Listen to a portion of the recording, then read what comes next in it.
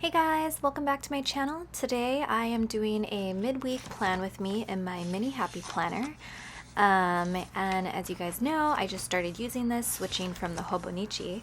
But to start, I like to pull out the pages that I want to work with so that I can write on a flat plane versus dealing with the rings in the middle. So that's sort of a nice advantage to the Happy Planner planners. And yeah, I like to start out my spreads with some washi tape.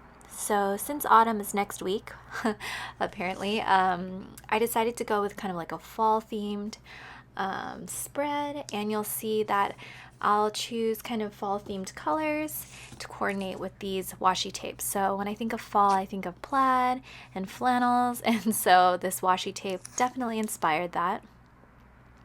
I think I got it from a Mommy Lay kit a long time ago. Not 100% sure, but I think it was from Mommy Lay. The quality is really, really nice. So I use the stencil to kind of cut my washi tape. You can use a credit card. Any kind of sharp edge will cut washi tape really nicely. So here I'm using this floral washi tape also from Mommy Lay and sort of layering it on top of the one before. And instead of doing such a fine line on the right side, I wanted to do kind of like a natural tear.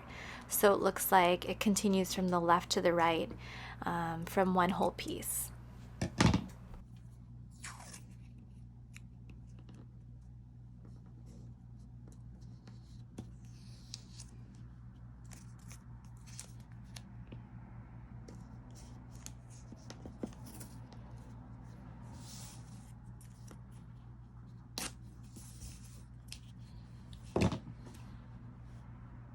So I picked out this Boba Girl sticker from my Etsy shop to sort of corner in and section off the page, so you can see it sort of forms an angle with the washi tape at the bottom so that I can have my spread in the middle, if that makes sense at all.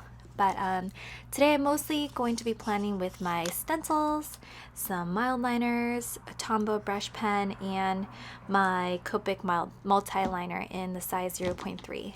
And that little sticker is from one of my Happy Mail sets from my shop. Alright, so this stencil set is the one that I used in the monthly in my last video, which is from the A6 Hobonichi bundle, if you guys were interested. I'll link everything down below. But starting off here with the banner, I like to highlight important meetings or appointments or events in sort of banners, just so they stick out a little bit so I don't forget. So for example, here I have an appointment at 2:30, so I'm just going to use this little banner. And usually I like to do my banners and boxes in black, but I decided to sort of switch it up a little and use some color for the banners and add in the black ink for the words or numbers inside. So changing it up just a little bit. Here I'm going in with a mild liner, and if you're not familiar with mild liners, these are one of my favorite highlighting tools.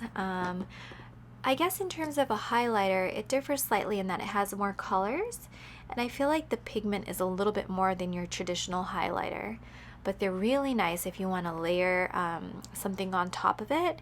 So for example, here I just did a stripe with my mild liner, and I'm writing in the rest of the words for that day. And these mild liners are actually dual-ended, so they're sort of a bullet tip on the opposite side, which I actually didn't figure out until having them for a few months. I was only using the chiseled end, which is the one that I used up top here. So if you're new to it or didn't know that there were two ends to it, flip it around and try and pop open that edge. It doesn't look like it's another end, but yeah, it's like it's a little secret there.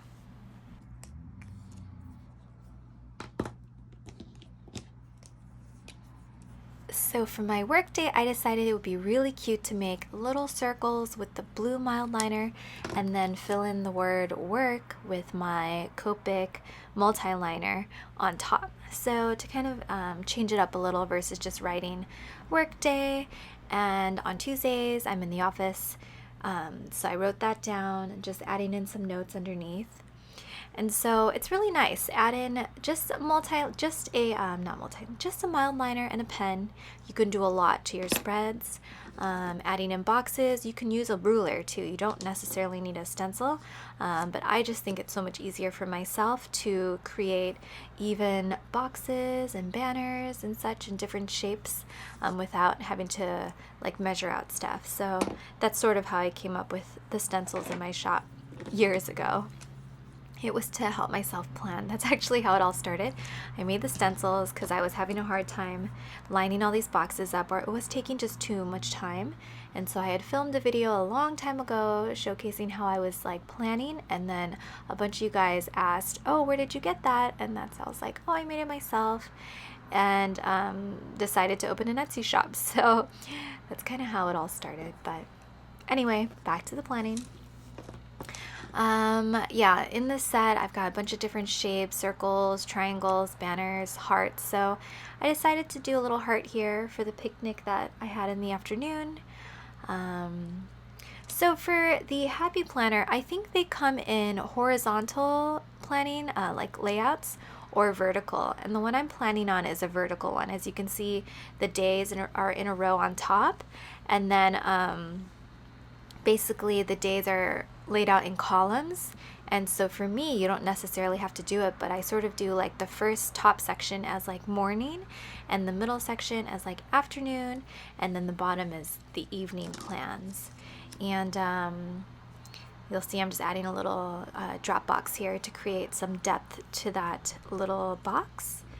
And then on Wednesdays, those are my Etsy days, or days I fulfill orders. Film videos is kind of new. I haven't done this in a long time, but if you guys enjoy these videos, I know I used to post like really regularly, but if you guys enjoy it, I think I'll get back to planning, have a little bit more time now to do some filming.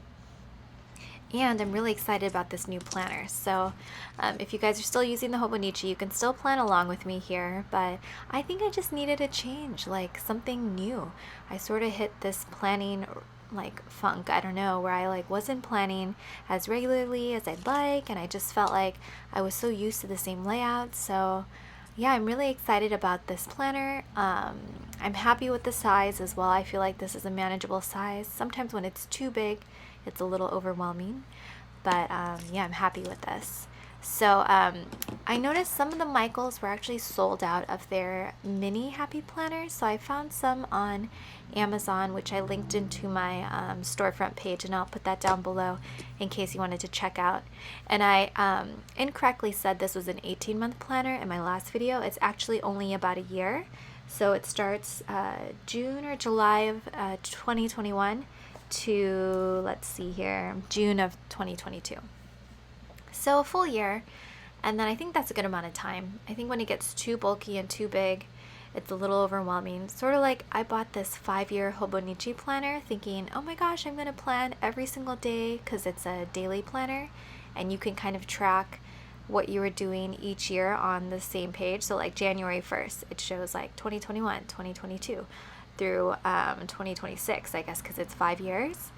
But then I only did it for like 2 weeks, and then I kind of got sick of it. So I need something a little bit more manageable. Anyway, go in here with my Tombow brush pen to create some like lined spots to do writing. And if you like to highlight and then write, I recommend doing the highlighting first and then writing, because if you write, you have to make sure your ink is completely dry before you go in with the mild liner or even a Tombow, because it will likely smear. Alright, so that's about it for the beginning of the week, and here I am just popping those back into the mini Happy Planner rings. Very easy, as you can see. Alright, if you enjoyed watching this video, subscribe.